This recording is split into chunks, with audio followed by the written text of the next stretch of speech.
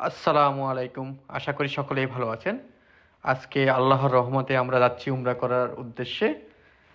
উমরা করার জন্য আমাদের প্রথমে যে কাজটি করতে হবে সেটা হলো ইহরাম করতে হবে। তো ইহরাম করার জন্য আমরা আমাদের নিকটস্থ মিকাতে আসলাম। এখানে আমরা উমরার নিয়ত করে ইহরামের কাপড় পরিধান করব। তারপরে আমরা চলে যাব মক্কার উদ্দেশ্যে। আসলে উমরা করার জন্য নির্দিষ্ট কিছু নিয়মাবলী আছে, যেগুলো অক্ষরে অক্ষরে পালন করে উমরা করতে হবে। তো আজকে আমি আমার এই ভিডিওতে উমরা করার নিয়মাবলীগুলি দিয়ে দিব। এতে করে আপনারা যারা উমরা করতে যাবেন তারা সহি মতে উমরা করতে পারবেন। মিকাতের আমাদের গোসল শেষ হলো, আমরা এখন যাচ্ছি মক্কার উদ্দেশ্যে। যে আমাদের আইজল, সে একবারে গোসল টোসল করে রেডি। আমরা এখন যাব মক্কার উদ্দেশ্যে, রওনা হবো এখন। উমরা এবং হজের জন্য 5টি মিকাত রয়েছে। সেগুলো হলো জুল হুলাইফা, জাতিয়ক, কারনে মানাজিল, ইয়া লামলাম এবং জুফা। উল্লেখ্য যে কেউ যদি উমরার নিয়ত না করে মিকাত অতিক্রম করে ফেলে তবে তাকে অবশ্যই আবার নিকটস্থ মিকাতে এসে নিয়ত করে উমরা করতে যেতে হবে। আর যদি তা না করে তবে একটি দম দিতে হবে, অর্থাৎ কুরবানিযোগ্য কোনো পশু কুরবানি দিয়ে সম্পূর্ণ গোস্তটি মক্কায় মসজিদুল হারামের গরিবদের মধ্যে বিতরণ করে দিতে হবে। নিজে এই কুরবানির গোস্ত খাওয়া যাবে না। এই যে আমাদের হোটেলের রিসেপশন থেকে হলো এই ভিউ। আমরা মসজিদ আল হারামের খুব কাছেই চেক ইন করতেছি। যে এখান থেকে বললো যে 4 মিনিটে হেঁটে মসজিদ আল হারামে যাওয়া যায়। আমরা হোটেল থেকে বের হয়ে এখন হেঁটে যাচ্ছি পবিত্র কাবা শরীফের দিকে, যেটা আমাদের প্রায় 4 থেকে 5 মিনিটের মতো সময় লাগবে হেঁটে যেতে। এরই মধ্যে আমরা সেই ঐতিহাসিক কলক টাওয়ারের সামনে এসে পড়লাম, যেখান থেকে অ্যাকচুয়ালি কাবা শরীফের এরিয়াও শুরু হয়ে গেছে। আগেই যেটা বলছিলাম, উমরার নিয়তটা কিন্তু মিকাতেই করে নিতে হবে, তারপরে ইহরামের কাপড় পরিধান করতে হবে। নিয়তটি হলো লাব্বাইক আল্লাহুম্মা উমরা। পুরুষদের এই উমরা নিয়ত মুখে উচ্চারণ করে বলতে হয়, কিন্তু মহিলারা মনে মনে পাঠ করবেন। লাব্বাইক আল্লাহুম্মা লাব্বাইক, লাব্বাইক লা শারীকা লাকা লাব্বাইক, ইন্নাল হামদা ওয়ান নি'মাতা লাকা ওয়াল মুলক লা শারীকা লাক। তালবিয়া দলগতভাবে পাঠ না করে এককভাবে পাঠ করতে হয়। পুরুষদের একটু উঁচু আওয়াজে তালবিয়া পাঠ করতে হয় যেন একে অপরে শোনা যায়, কিন্তু মহিলারা মনে মনে পাঠ করবেন। এই সর্বপ্রথম আমি আমার স্বচক্ষে কাবা শরীফ দেখলাম। সুবহান আল্লাহ, সুবহান আল্লাহ। বিসমিল্লাহি আল্লাহু আকবার বলে কাবাকে বাম দিকে রেখে তাওয়াফ শুরু করলেন। একটি তাওয়াফে মোট 7টি চক্কর দিতে হয় এবং প্রতিটি চক্কর হাজরে আসওয়াদ বরাবর কর্নার থেকে শুরু হয়ে আবার হাজরে আসওয়াদ বরাবর কর্নারে এসে শেষ হয়। পুরুষদের ক্ষেত্রে প্রথম 3 চক্কর একটু জোরে বা দৌড়ানোর ভান করে হাঁটতে হয় এবং বাকি 4টি তাওয়াফ স্বাভাবিকভাবেই হাঁটতে হয়। আর মহিলারা 7টি চক্করেই স্বাভাবিকভাবেই হাঁটবেন। তাওয়াফ করার সময় যে কোনো দোয়া করা যায়। তাওয়াফের প্রতিটি চক্করে হাজরে আসওয়াদের আগের যে কর্নার রয়েছে, যেটিকে রুকনে ইয়ামানি কর্নার বলা হয়, এই কর্নারে হাত দিয়ে ছোঁয়া সুন্নত।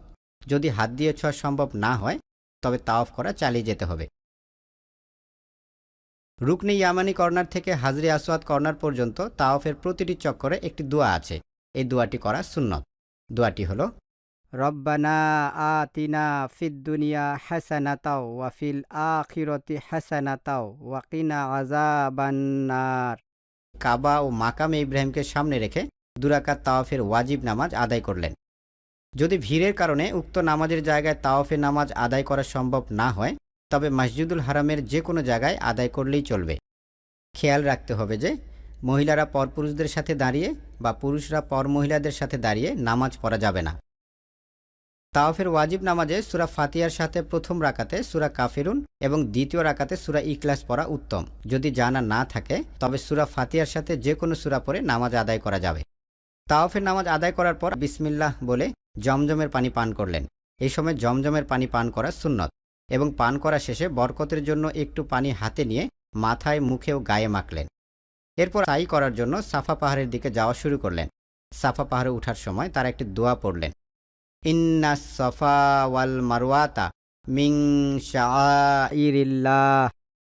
সাফা পাহাড়ে পৌঁছানোর পর কাবার দিকে মুখ করে মুনাজাতের ন্যায় 2 হাত তুলে দোয়া করলেন, যে দোয়াটি আমাদের নবী করিম সাল্লাল্লাহু আলাইহি ওয়াসাল্লাম করেছিলেন। সাফা পাহাড়ের দোয়া শেষ করে মারওয়ার দিকে হাঁটা শুরু করলেন। সাই করার সময় নির্দিষ্ট কোনো দোয়া নেই, এই সময় নিজের পছন্দ মতো যে কোনো দোয়া করা যায়।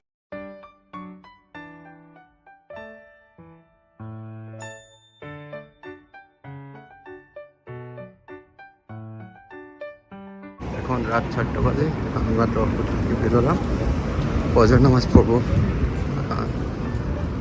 জামাতে গিয়ে কাবার শরীফে। আমি হোটেল থেকে বেরোলাম মাত্র, এই যে 3 থেকে 4 মিনিট হাঁটলেই কাবার শরীফের ভিতরে যাওয়া যায়, এত কাছে আমাদের হোটেল।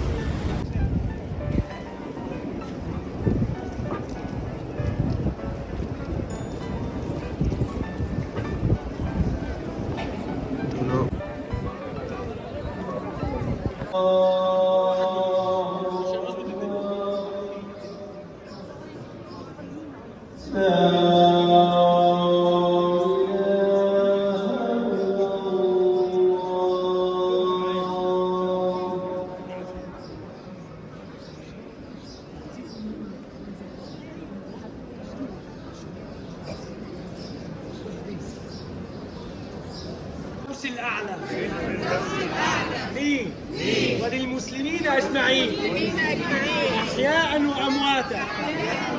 اللهم آمين. اللهم زد هذا البيت إشرافا وتعظيما وبرا وأمنا وأمانا ومهابة وزد كل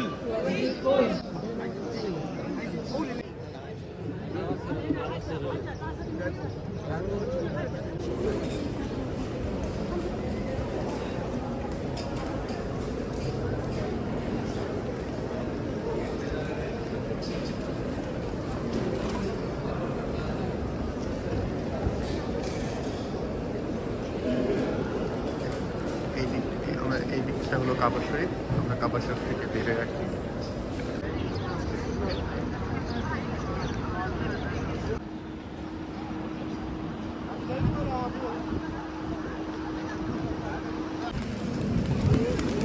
কবুতর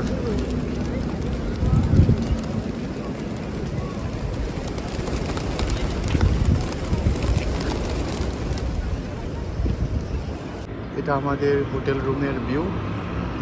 আমাদের হোটেল রুম কিন্তু 12 তলার উপরে, 12 তলার উপর থেকে এই যে দক্ষিণ পাশে ভিউটা। আমরা কাবার শরীফের একটু পূর্ব দক্ষিণ পাশটাতে আমরা হোটেল নিয়েছি। আমাদের হোটেল থেকে কাবার শরীফে একবারে হেঁটে যেতে 3 থেকে 4 মিনিট লাগে, খুবই কাছে। আজিজিয়া যে রোডটা আছে ওটাতে আমাদের হোটেল। তো এই যে আমাদের দক্ষিণ পাশে একটা পাহাড় আছে, একবার দেখা যাচ্ছে আমাদের রুমের সরাসরি পাহাড়। আর এই যে এই পাশগুলো নিচে, এই পাশটা এইটা না থাকলে এখানে কলক টাওয়ারটা দেখা যেত, কাছে কলক টাওয়ার। এই হলো আমাদের রুমের ভিউ জানালা দিয়ে। আমরা হোটেল থেকে যখন চেক আউট হচ্ছে তখন তিয়াশাকে এইভাবে লাগেজে বসিয়ে দিলাম। হাজি, এই যে হাজি, হাজি ছোট হাজি। আজকে আমরা মক্কা থেকে মদিনার উদ্দেশ্যে রওনা দেব সন্ধ্যার পরে, কিন্তু এখনও বিকেল 3-3:30টার মতো। সো এই জন্য আমরা আমাদের লাগেজগুলো কনচিয়াসে রেখে যাচ্ছি। আমরা 6টা 6:30টার দিকে আবার হোটেলে ব্যাক করবো, ব্যাক করে আমাদের লাগেজগুলো পিক করব। এই সময়টা আমরা একটু মক্কা শহরটা ঘুরে দেখবো, এই জন্য আমরা বের হচ্ছি। তো রাতে আবার মদিনাতে যেতে হবে। আজকে এই পর্যন্তই, আবার মদিনার ব্লগে কথা বলবো।